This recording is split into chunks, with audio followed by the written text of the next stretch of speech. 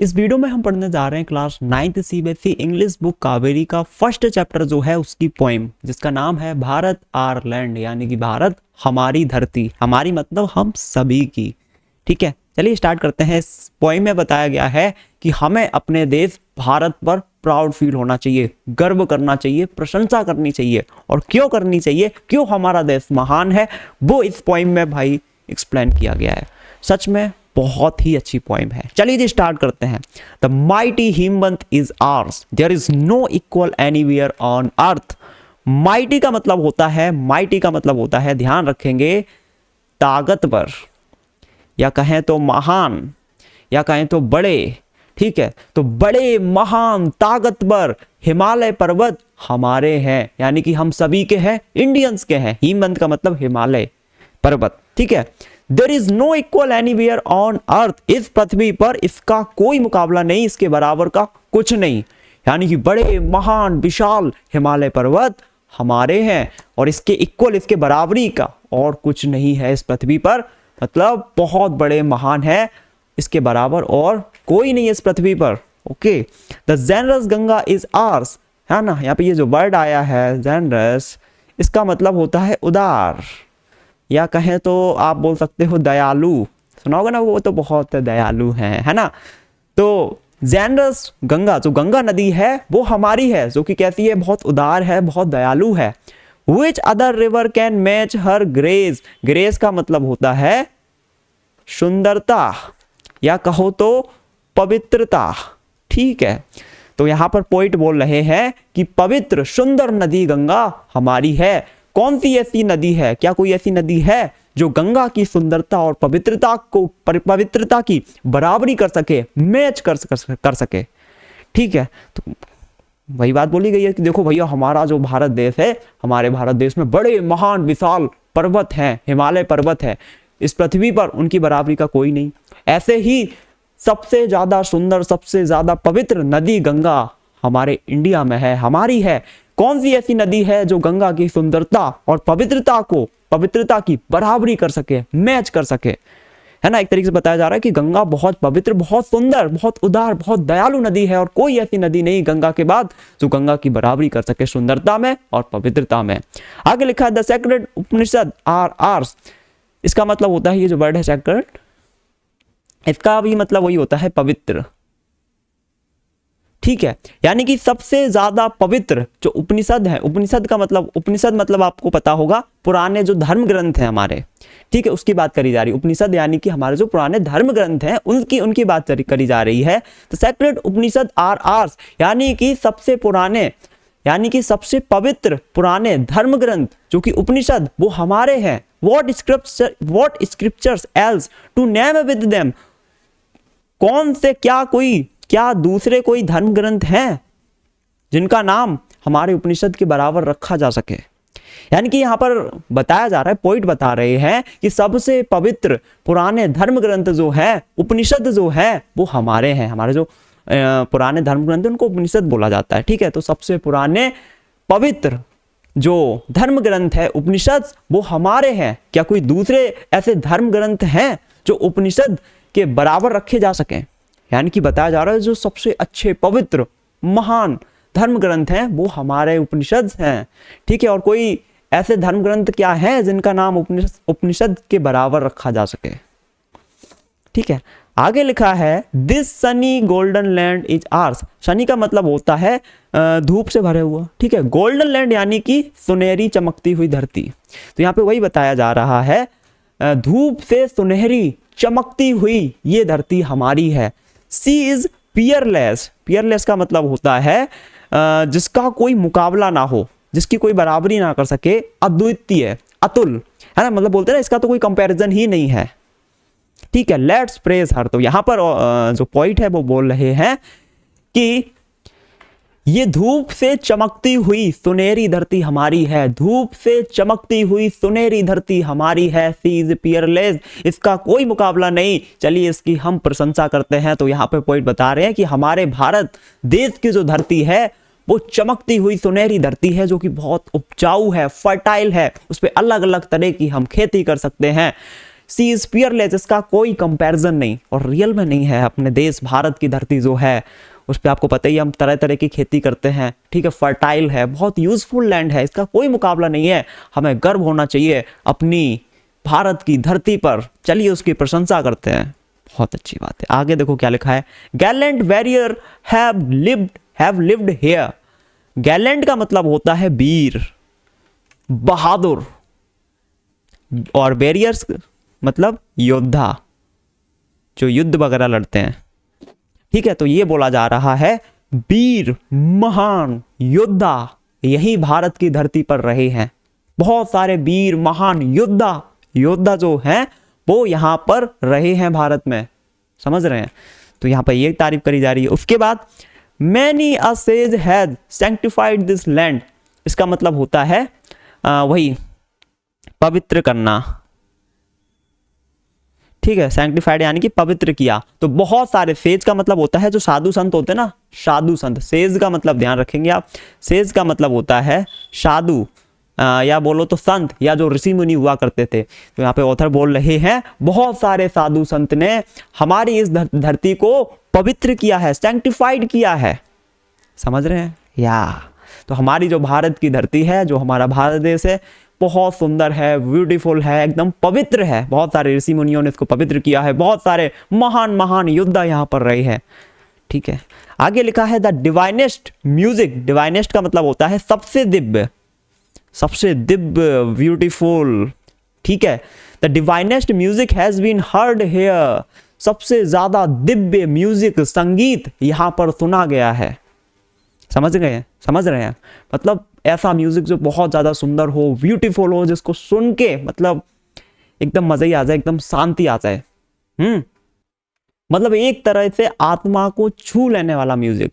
तो सबसे दिव्य, सबसे सुंदर, ब्यूटीफुल जो संगीत है, म्यूजिक है, वो यहाँ पर यानी कि अपने भारत में सुना गया है। And here all auspicious things are found. Auspicious का मतलब होता है शुभ, होता है ना कि शुभ है, ये चीज बहुत शुभ है, ये बहुत अच्छी है, ये हमारे साथ होती है, हमारे साथ अच्छा ही होता है। तो जितनी भी शुभ चीजें हैं वो सारी चीजें यहाँ पर पाई जाती हैं। तो यहाँ पर ऑथर क्या बोल रहे हैं इस वाली लाइन में, जो सबसे दिव्य, सबसे ब्यूटीफुल, सबसे अच्छा म्यूजिक जो है वो हमारे भारत देश में यहाँ पर सुना गया है। और जितनी भी शुभ चीजें होती हैं, ऑस्पिशियस थिंग्स होती हैं, वो चीजें यहाँ पर पाई जाती हैं अपने देश भारत में। बहुत अच्छी बात है।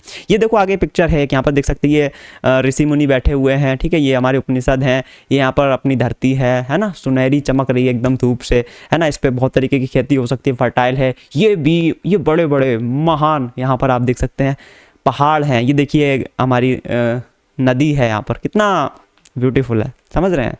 तो हमें अपने देश भारत पर गर्व होना चाहिए, प्रशंसा करनी चाहिए। आगे देखो यहाँ पर लास्ट लाइन्स हैं, here Brahma knowledge has taken root. Brahma knowledge का मतलब होता है परम ज्ञान, यानी कि सबसे ऊपरी ज्ञान, मतलब होता है ना कि ये ज्ञान हो जाए, सबसे परम ज्ञान जो है, तो आदमी एकदम मुक्त हो जाए, एकदम मतलब आनंद आ जाए, समझ रहे हो।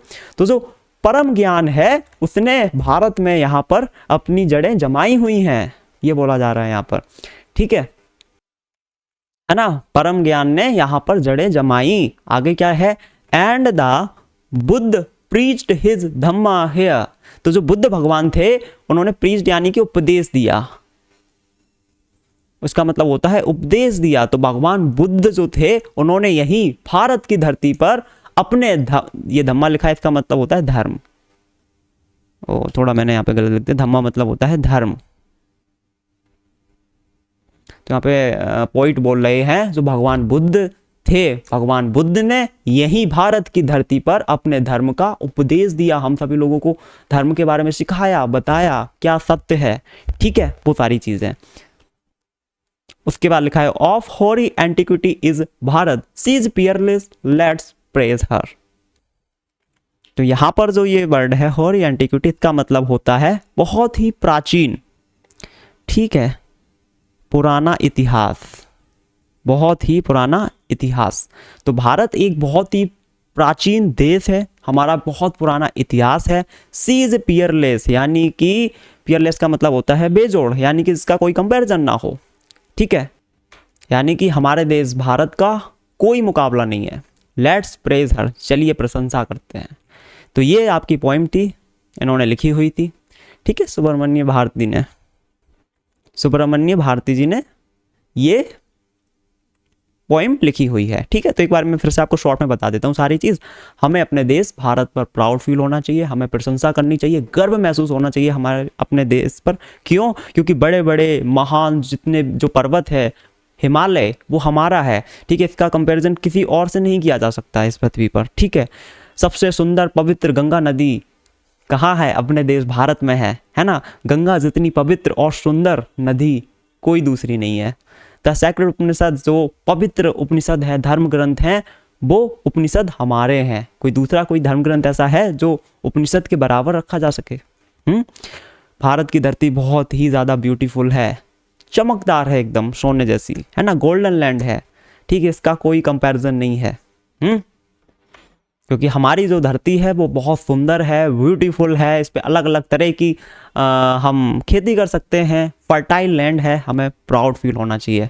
उसके अलावा महान योद्धा जितने भी हुए हैं काफ़ी सारे, वो यहाँ भारत में ही रहे हैं।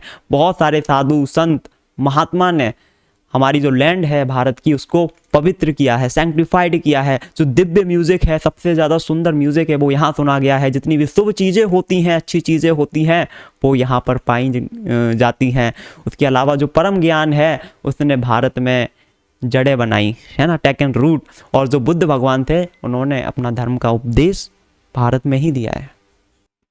अपना जो देश भारत है ये बहुत ही प्राचीन है, इसका बहुत प्राचीन इतिहास है। सी इज पियरलेस, है ना। पियरलेस का मतलब समझ गए ना, बेजोड़, जिसका कोई कंपैरिजन ना हो, मतलब जिसका कोई मुकाबला ना किया जा सके।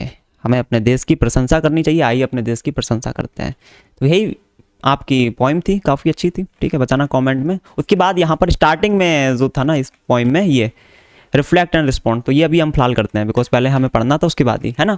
तो फर्स्ट यहाँ पर लिखा गया है, recall the lines of the national anthem and complete the table given below with names of states, mountain ranges and reverse. तो हमारी जो नेशनल एंथम है ना अपने इंडिया की, जन गण मन अधिनायक जय है, तो है ना, उसमें हमें यहाँ पर बताना है उसमें कौन कौन से स्टेट्स आते हैं, माउंटेन रेंजेस कौन से आते हैं वो, और रिवर्स। ठीक है, तो देखो स्टेट्स या प्रोविंस कौन कौन से आते हैं वो देखो ये आते हैं। जैसे हम बोलते हैं ना, पंजाब सिंध गुजरात मराठा द्राविड़ उत्कल बंग, तो यहाँ पे पंजाब आता है स्टेट, है ना, सिंध यानी कि सिंधु आता है, गुजरात आता है, मराठा, मराठा मतलब महाराष्ट्र, द्राविड़ उत्कल बंगा, है ना। तो यहाँ पर जो द्राविड़ ये आता है ना, ये साउथ इंडिया के लिए यूज हुआ है। ठीक है, साउथ इंडिया तमिलनाडु रीजन वगैरह है उसके लिए। जो उत्कल यूज हुआ है ये उड़ीसा के लिए यूज हुआ है। ठीक है, और बंगा यानी कि बंगाल। ठीक है, तो ये स्टेट्स के नाम आते हैं हमारे नेशनल एंथम में। उसके बाद माउंटेन रेंजेस देखो यहाँ पे विंध्य हिमाचल आते हैं ना, तो विंध्य हिमाचल ये माउंटेन रेंजेस आ जाते हैं। यमुना गंगा ये रिवर्स के नाम आते हैं यहाँ पर, तो आप लिख देंगे। ठीक है, क्लियर। अगला क्वेश्चन देखो यहाँ पे क्या है, work in pairs discuss what the words जय है in the last 2 lines of the national anthem convey, share your answer with your classmate and teacher. यानी कि जो आपका नेशनल एंथम है लास्ट में बोलते ना, जय है जय है जय है जय जय जय जय है, तो ये जय है हम बोलते हैं। इसका ये जो वर्ड है इसका मतलब क्या है यहाँ पर, वो आप थोड़ा सा पता करिए और अपने टीचर्स के साथ शेयर करिए। तो देखो जय है मीन्स होता है विक्ट्री टू यू, और मैं यू भी विक्टोरियस, यानी कि आपकी विजय हो, ये मतलब होता है। It's repetition in the national anthem express a heartful prayer for Indians glory unity and prosperity reflecting patriotism hope and devotion to the nation. तो जय है इसका मतलब होता है आपकी जय हो, आपकी विजय हो। ठीक है, हमारी विजय हो, ये यहाँ पर बोला जाता है। ये रिपीटिशन है नेशनल एंथम में, जय है जय है जय है जय जय जय जय है, रिपीटिशन है। ठीक है, एक हार्टफुल प्रेयर है, एक हम बोलते हैं हार्टफुल प्रेयर है। इंडिया की जो ग्लोरी है ना, यूनिटी यानी कि एकता है, प्रॉस्पेरिटी यानी कि समृद्धता है ना।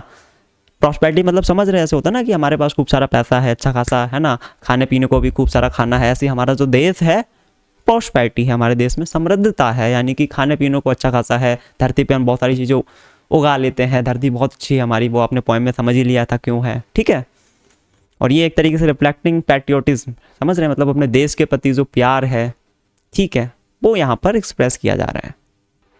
तो ये तुम्हारा सेकंड क्वेश्चन का आंसर हो गया। ठीक है, जय है का मतलब सीधा है आपकी विजय हो, हम सभी लोगों की विजय हो। एक तरीके से यहाँ पर रिस्पेक्ट शो करी जा रही है ठीक है, कि हम सभी लोगों की विजय हो और भारत जो अपना देश है बहुत सुंदर है, एकता है, हम लोग साथ में रहते हैं, है ना। तो बताया जा रहा है कि भाई ऐसा ही रहे, एक हार्टफुल प्रेयर है एक तरीके से, जय है जय है जय है, ठीक है, आपकी जय हो, आपकी जय हो, आपकी जीत हो एक तरह से, ठीक है। ओके जी, थर्ड वाला क्वेश्चन देखिए क्या है यहाँ पर, read the underlined words in the given lines. ये जो अंडरलाइन वर्ड्स है ना, जैसे इसमें है पियरलेस और इसमें है सैंक्टिफाइड और इसमें है ऑस्पिशियस, ये जो अंडरलाइन वर्ड हैं, ठीक है जी, अंडरलाइन वर्ड हैं उनको पढ़ना है। Choose the odd one, odd one यानी कि जो अलग हो, ठीक है, इनमें जो वर्ड हैं और दिए गए हैं नीचे, इनमें अलग जो वर्ड है ऑड वन आपको बताना है, that does not correspond with the meaning of the underline word. जैसे कि वर्ड है तुम्हारा पियरलेस, तो पियरलेस वर्ड का मतलब क्या मैंने बताया था, जिसका कोई कंपैरिजन ना हो, समझ रहे हैं, जिसका कोई कंपैरिजन ना हो, जिसका कोई मुकाबला ना हो, ठीक है, ये मतलब होता है पियरलेस का। अब यहाँ पर नीचे कुछ वर्ड्स दिए गए हैं, नीचे कुछ वर्ड्स दिए गए हैं यहाँ पर, जैसे कि वैल्यूएबल, इनकम्पेरेबल एंड अनमैच्ड, समझ रहे हैं। तो यहाँ से हमको बताना है कि इनमें से अलग वर्ड कौन सा है, ऑड वन कौन सा है। तो देखो अनमैच्ड का मतलब होता है जिसका, अनमैच्ड मतलब समझ रहे हैं, जिसका कोई मैच ना हो, ठीक है।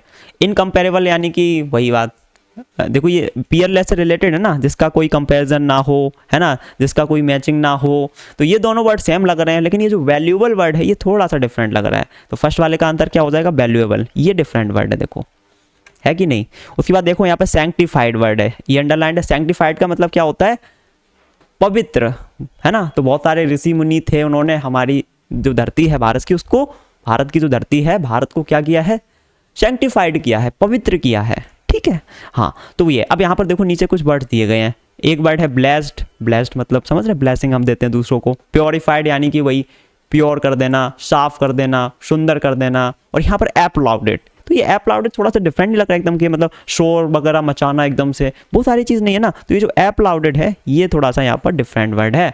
ब्लेस्ड मतलब समझ रहे हैं, ब्लेसिंग्स देते हैं दूसरों को, है ना, आशीर्वाद देते हैं। प्योरीफाइड यानी कि किसी चीज़ को सुंदर करना, है ना, प्योर कर देना। एप्लाउडेड ये एकदम से शोरगुल, शोर टाइप का मचाना, एक समझ रहे वैसा वर्ड है, तो ये थोड़ा डिफरेंट है, ठीक है। थर्ड वाला देखो, and here all are auspicious, auspicious पर यहाँ पर अंडरलाइन थी। तो ऑस्पिशियस का मतलब क्या होता है, शुभ, बोलते हैं ना ये चीज़ हमारे लिए बहुत शुभ है, ठीक है तो वो चीज़ है।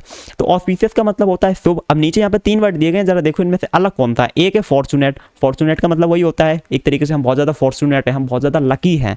और ऑस्पिशियस का मतलब भी कुछ वैसा ही है ना। उसके अलावा फेवरेबल, फेवरेबल मतलब वही होता है कि हमारे फेवर में चीज़ें आ गई, फेवरेबल है ना। तो ये भी एक तरीके से यही हो गया कि एक तरीके से ऑस्पिशियस का मतलब हो गया, ऑस्पिशियस का मतलब क्या था, ऑस्पिशियस बोले तो शुभ चीज़ है, ठीक है, जो शुभ चीज़ हो हमारे लिए। फॉर्चुनेट का मतलब भी कुछ वैसा ही होता है ना, कि हमारा भाग्य बहुत अच्छा है, हम फॉर्चुनेट है, हम लकी हैं। और फेवरेबल का मतलब भी वही बात है कि चीज़ें हमारे फेवर में हो रही हैं, फेवरेबल है।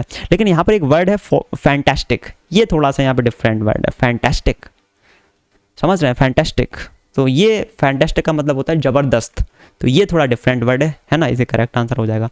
फोर्थ में देखो ये हॉरी एंटिक्विटी, हॉरी एंटिक्विटी यानी कि मैंने बताया था ना बहुत प्राचीन इतिहास, भारत एक बहुत प्राचीन देश है, प्राचीन इतिहास है। तो ये मतलब होता है इसका प्राचीन, पुराना बहुत ज़्यादा, है ना। तो यहाँ पर देखो अलग अलग वर्ड्स हैं। एंशिएंट टाइम, एंशिएंट टाइम का मतलब वही हो गया पुराना समय, ठीक है। और टाइम इमेमोरियल, इमेमोरियल वर्ड सुना ना, इमेमोरियल होते हैं, मतलब ये भी वही है, पुराना समय, इमेमोरेबल, ठीक है। लेकिन यहाँ पर रिसेंट पास्ट जो वर्ड है ये डिफरेंट है। रिसेंट पास्ट, रिसेंट पास्ट का मतलब तो ये हो गया अभी थोड़ा ही पहले, रिसेंट बोलते हैं, रिसेंट में अभी ऐसा हुआ है, तो अभी कुछ ही समय पहले जो हुआ है पास्ट में उसकी बात करी जा रही है। लेकिन हॉरी एंटिक्विटी ये मतलब क्या था, बहुत पुराना इतिहास, बहुत प्राचीन। तो एंशिएंट टाइम का भी वही मतलब होता है, टाइम इमेमोरियल का भी वही मतलब। लेकिन रिसेंट पास्ट ये थोड़ा सा डिफरेंट वर्ड है। रिसेंट पास्ट यानी कि अभी कुछ ही समय पहले पास्ट की बात करी जा रही है, ठीक है। तो इसी के साथ हमारी ये जो पोएम है ये कंप्लीट होती है, ठीक है। बाकी अगर आपको क्वेश्चन आंसर चाहिए एनसीईआरटी के सारे इस चैप्टर के, तो आप नीचे कमेंट कर सकते हैं। इस वीडियो में इतना ही, उम्मीद करता हूँ पसंद आई होगी। पसंद आई हो आप लाइक करें, चैनल को सब्सक्राइब करें, बेल आइकन प्रेस करें। इस वीडियो में इतना ही, मिलूंगा एक और नई वीडियो में, तब तक के लिए जय हिंद, वंदे मातरम।